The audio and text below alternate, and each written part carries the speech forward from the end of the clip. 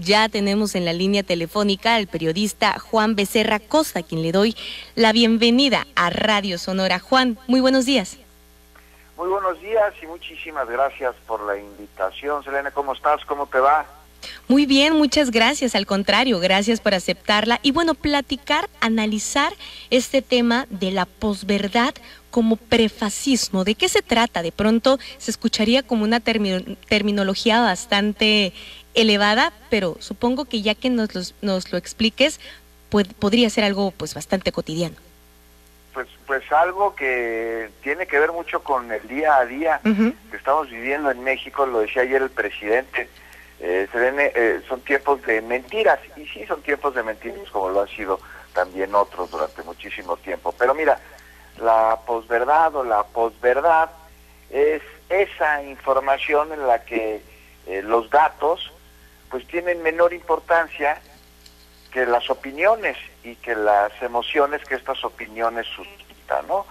Entonces tenemos ahora una narrativa coordinada que está haciendo. Bueno, creo que perdimos la señal. Juan, ¿nos escuchas? ¿Tú escuchas? Se está cortando la señal. A ver, déjame, me muevo. Ahí se escucha mejor. Ahí se escucha mejor. Sí, te escuchamos, adelante. Ya me está aventando todo un choro filosófico de la posverdad. Te digo que vivimos tiempos de mentiras, pero esto desde que existe el desarrollo de la historia, ¿no? Pero nada más que diferencia de otras épocas, ahora las mentiras están cada vez bajo el ojo público y ya no nos las tomamos como antes. Pero las mentiras son viejísimas y la posverdad te decía que es esa información que se toma como más importante a través de las opiniones que de los datos objetivos. Entonces pues, no olvidemos que la oposición en México tiene muchísimos, en el mundo, no solo en México, tiene muchísimos años evangelizando, tiene 2000 años, y crearon hace mucho tiempo una palabra incluso para justificar una mentira que se llama dogma.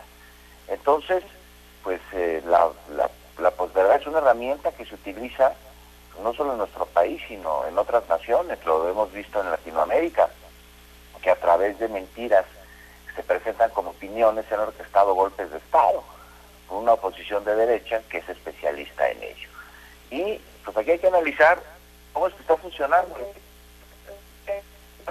La noticia es el síntoma de un propósito, y este propósito va más allá nada más de andar tomando el pelo por tomar el pelo, es hacer daño a una persona o a una causa, y mientras más creíble, pues más letal se vuelve.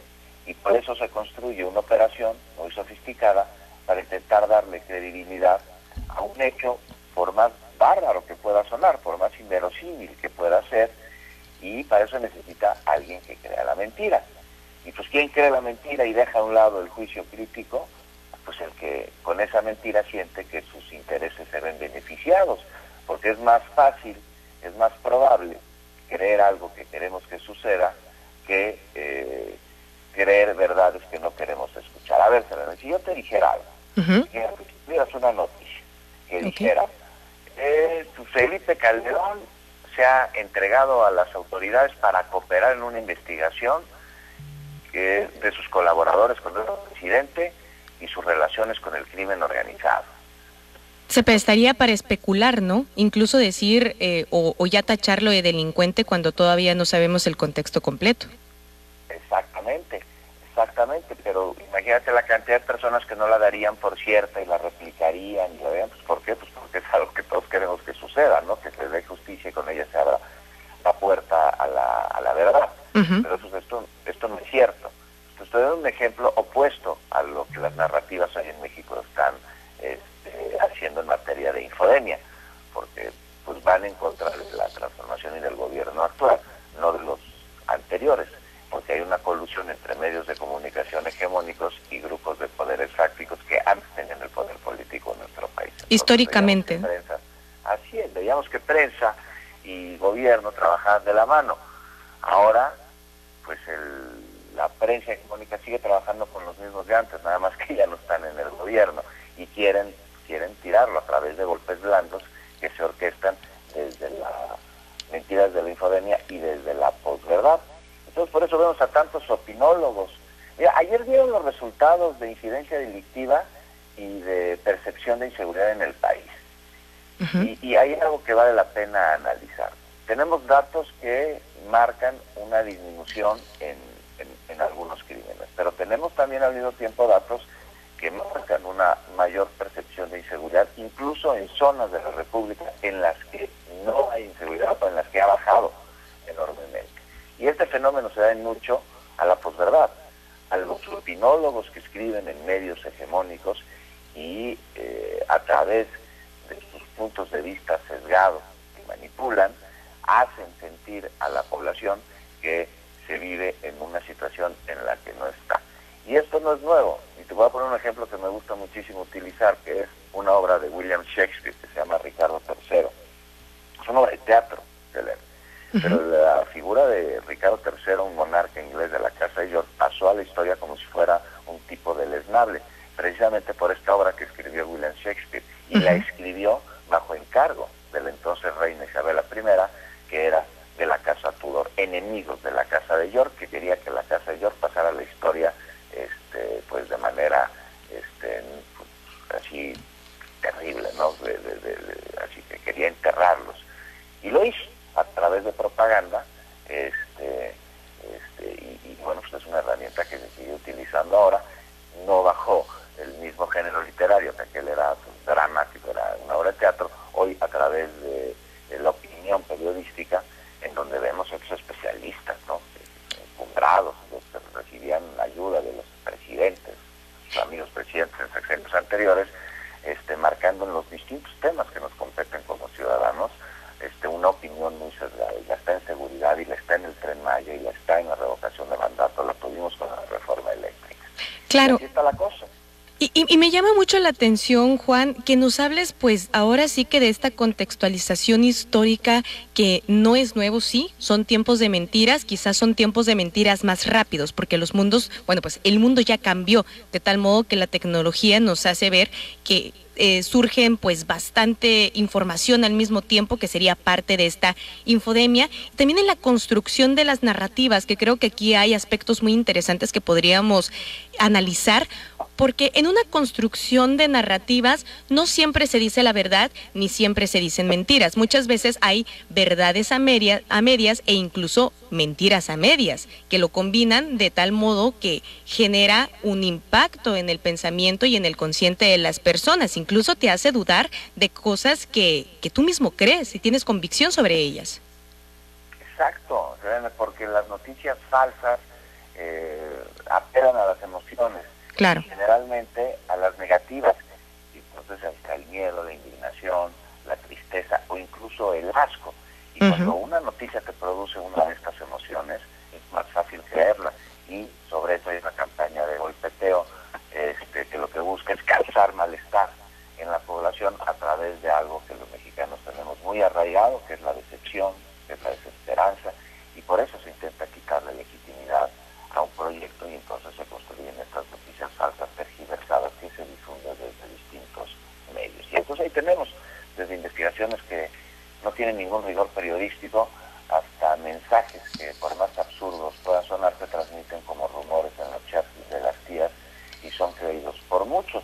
Y vemos estas estrategias en narrativas mediáticas a través de un sabadazo de la infodemia, porque ya es los viernes. El sabadazo se le llama cuando como estrategia legal detienen a una persona querellada, que alguien la demandó, la detienen un viernes en la noche o un sábado para que no pueda salir bajo fianza hasta el lunes siguiente. Se llama sabadazo.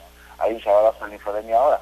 Cada viernes en la tarde se suelta un golpe mediático que generalmente no se desmiente hasta el lunes en la mañanera, momento para el cual pues el daño ya está hecho, porque aunque se desmienta, ahí se queda la mentira en muchos, a través de la noticia falsa. O manipulación de la información también, y podemos verlo con un caso pues bastante cercano y al mismo tiempo lejano, como el asesinato de Luis Donaldo Colosio. No, y estamos hablando también de cercos informativos. Sí, claro. Cercos informativos orquestados por grupos fácticos de poder y incluyendo medios de comunicación hegemónicos. hegemónicos, y los tenemos actualmente, por ejemplo, con lo que está sucediendo allá en Ucrania.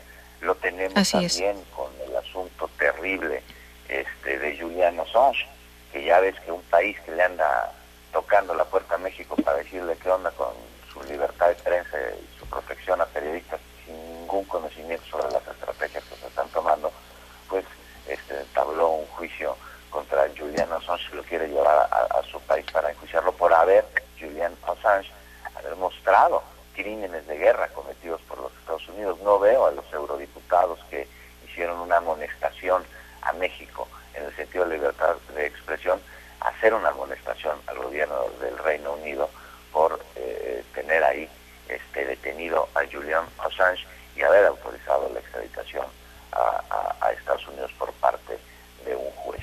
Estos cercos mediáticos pues cada vez son más sofisticados, porque también son cada vez más sofisticadas las herramientas que los ciudadanos tenemos para poder informarnos. Digamos, el caso de Colosio que menciono, pues, bueno, jamás se va a saber. La verdad no está tan lejos.